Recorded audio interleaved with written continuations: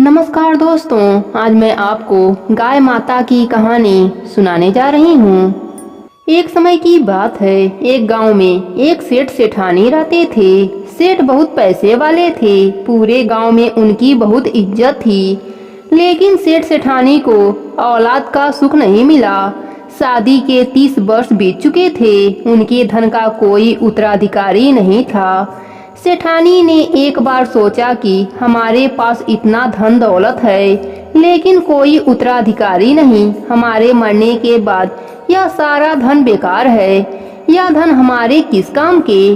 एक दिन सेठानी ने सेठ जी से कहा कि आप एक गाय ला दीजिए, मैं गाय की सेवा करूंगी ताकि हमारा अगला जन्म सुधर सके। पूरा समय घर में अकेले रहती हूँ, मेरा मन भी लगा रहेगा।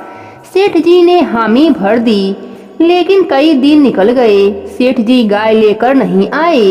एक दिन सेठानी गांव के सुनार के पास गई और एक चांदी की गाय बनवाई। साथ ही गाय के लिए सोने के जेवर भी बनवाए। पाँव में पायल, गले में कंठी, गले का हार बनवाई। गाय के लिए कपड़े भी सिलवाई। अब सेठानी गाय की पूजा पाठ करने लगी। रोज गाय की पूजा करती, कहानी कहती, हलवा पूड़ी खीर बनाती, भोग लगाती। फिर उस भोजन को घर के बाहर आने जाने वाले गाय को खिलाती। अब सेठानी का समय बहुत अच्छे से गुजरने लगा। गाय का पूजा पाठ करते करते 1 साल बीत गया। एक दिन सेठानी ने सेठ जी से कहा कि मुझे गाय माता का उद्यापन करना है। आप किसी योग्य ब्राह्मण को खाना खाने के लिए बोलकर आइए।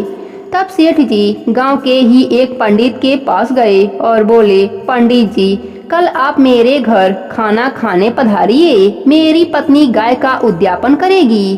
पंडित जी ने उस समय हामी भर दी। पंडित जी मन ही मन सोचने लगे कि गाय के उद्यापन में मुझे गाय भी मिलेगी, मैं उसकी कैसे देखभाल करूंगा। मेरे पास तो खुद रहने के लिए एक छोटी सी झोपड़ी है, मैं अपने बच्चों को ढंग से खाना नहीं खिला पाता, मैं गाय को कहां से खिलाऊंगा। मन ही मन पंडित जी ने सोच लिया कि मैं सेठ जी के यहाँ खाना खाने नहीं जाऊंगा। इधर सेठानी ने गाय के उद्यापन के लिए 2 तांबे के बड़े बड़े ड्रम खरीदे। एक में पानी भरा, एक में सूखा गेहूं का दरिया भरा। एक बोरी गुड़ खरीदा ताकि वह गाय के नाम से पंडित जी को दान में दे सके। फिर पंडित जी के लिए कई तरह के खाने के लिए व्यंजन बनवाई। सुबह से दोपहर हो गई, लेकिन पंडित जी खाना खाने नहीं आए। तब सेठानी ने सेठ जी से पूछा कि आपने पंडित जी को खाने पर कहा भी था या नहीं? सुबह से दोपहर हो गई है, पंडित जी खाना खाने क्यों नहीं आए?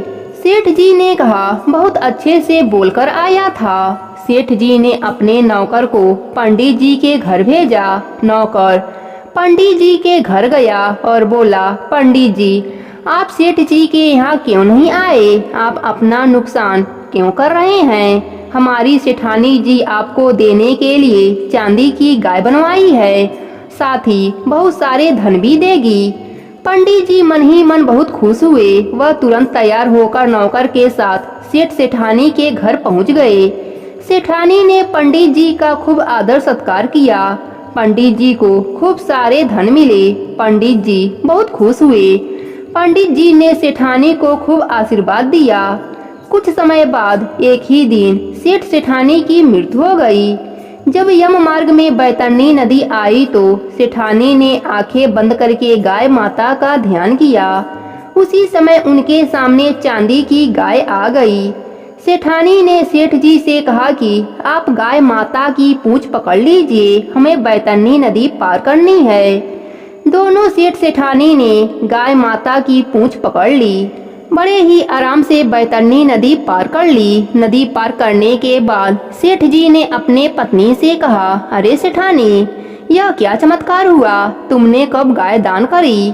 तब सेठानी सेठ जी को पूरी बात बताई कि हमारे धन का कोई उत्तराधिकारी नहीं था, तो मैंने चांदी की गाय की पूरे साल भर पूजा करके गाय के उद्यापन में वही चांदी की गाय और बहुत सारे धन दान में दी थी। यह उसी का फल है कि आज हमने बैतरणी नदी बड़े ही आराम से पार कर लिया है। जो भी मनुष्य अपने जीवन काल में ऐसा करता है, मरने पर उन्हें यम मार्ग में दुख नहीं देखने पड़ते। इस कहानी का फल सबको मिले, कहानी कहने वाले को, सुनने वाले को और हुंकारा भरने वाले को भी। हे गाय माता, अपने सभी भक्तों पर अपनी कृपा बनाए रखना। कहानी अधूरी हो तो पूरी करना, पूरी हो तो मान रखना। प्रेम से बोलिए गाय माता की जय हो।